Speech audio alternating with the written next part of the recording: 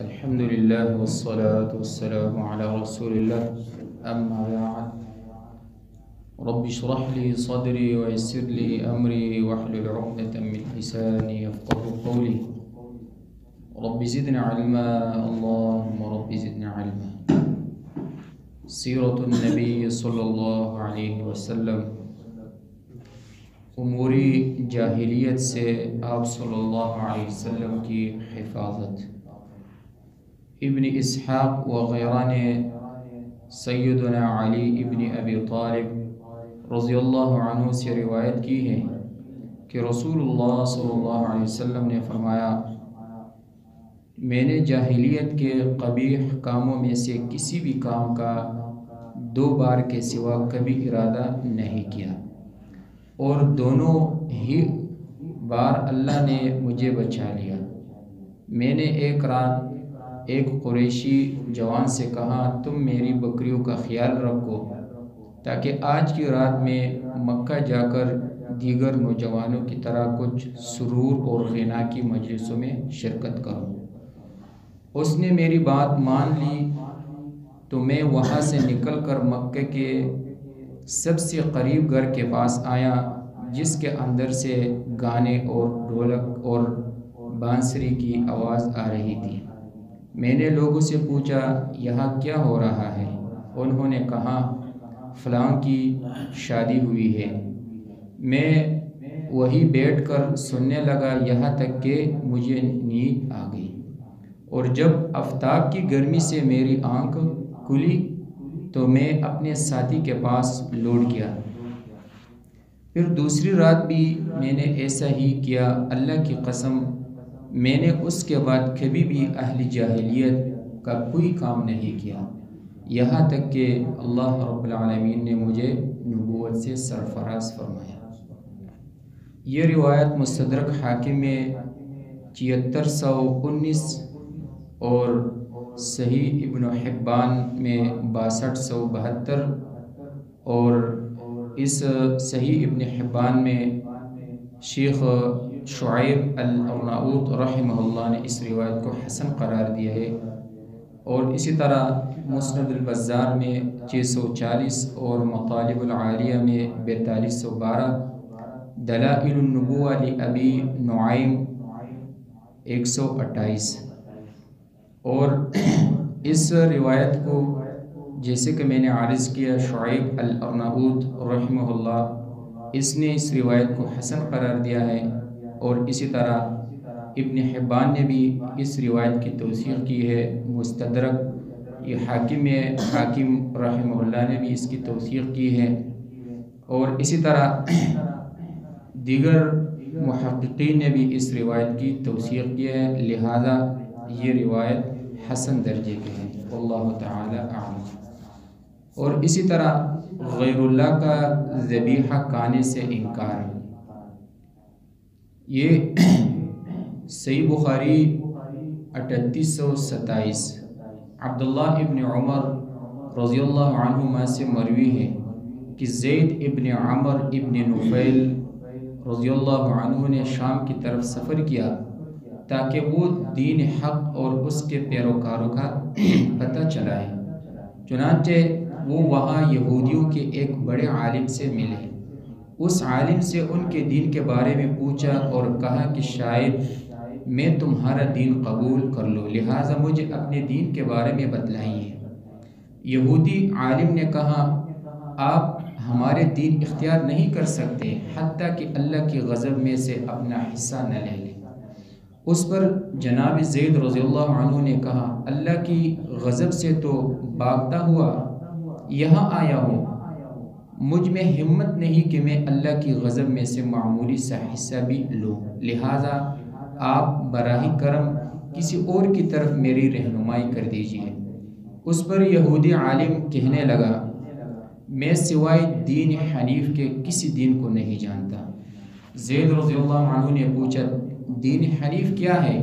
یہودی عالم نے کہا، ابراہیم علیہ السلام کا دین کہ وہ یہودی تھے نہ عیسائی تھے، اور نہ وہ اللہ کے علاوہ کسی اور کی عبادت کرتے تھے. اب یہاں سے زید رضی اللہ عنہ نکلے اور سیدھے ایک عیسائی عالم سے جا ملے.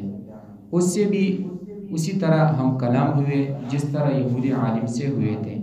عیسائی عالم نے کہا آپ ہمارے دین کو اختیار نہیں کر سکتے یہاں تک کہ اللہ کی لعنت میں سے اپنے حصے کی لعنت نہ لے۔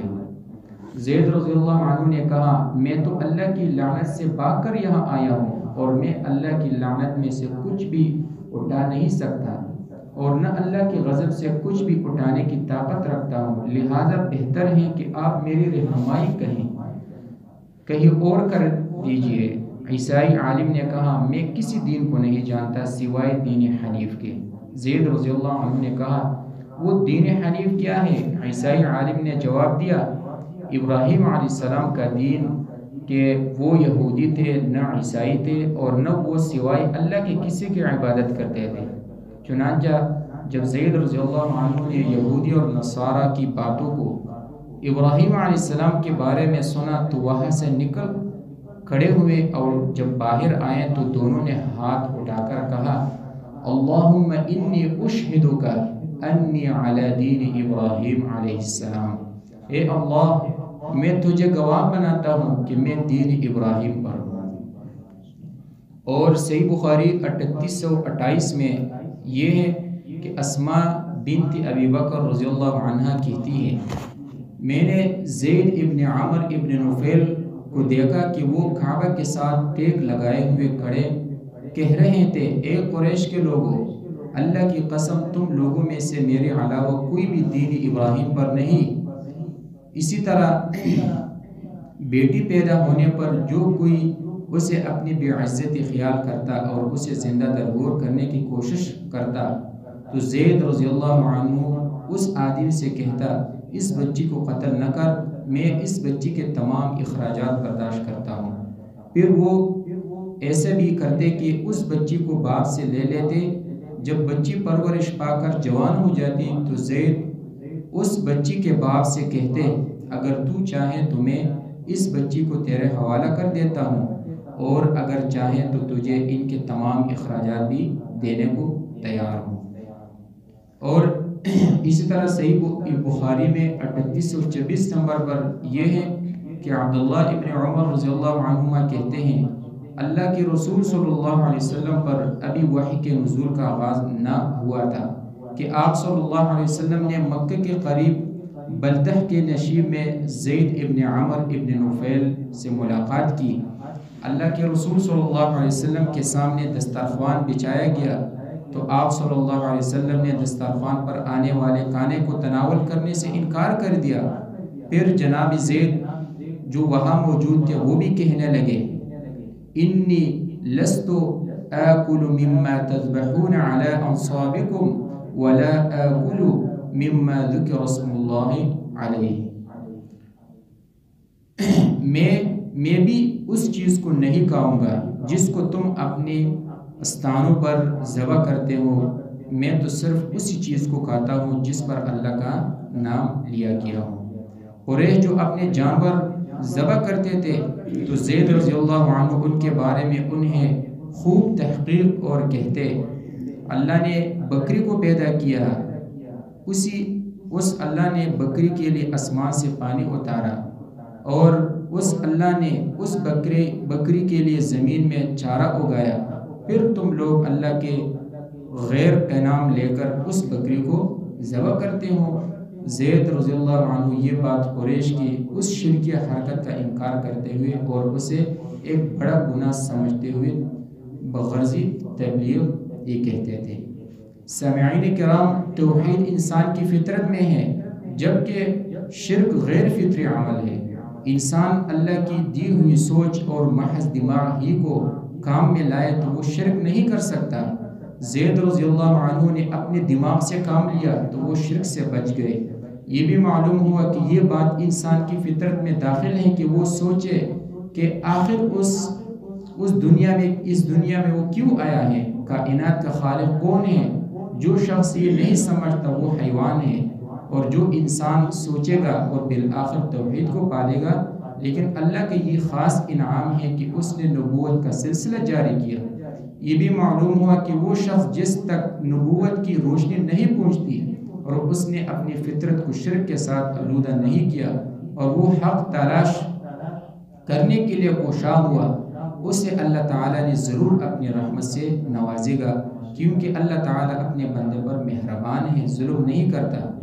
اور رسول اللہ صلی اللہ علیہ وسلم نے زید ابن عمر ابن نفیل رضی اللہ عنہ کی فضیلت میں فرمایا، یأتی یوم القیامہ امتا وحدہ، وہ قیامت کے دن ایک امت بن کر آئے گا۔ مستدرک حاکم 4956۔ رب العالمین سے دعا ہے صحیح معنی میں سمجھنے اور اس پر عمل کرنے کی توفیق عطا فرمائے۔ ھذا من عند واللہ اعلم بالصواب۔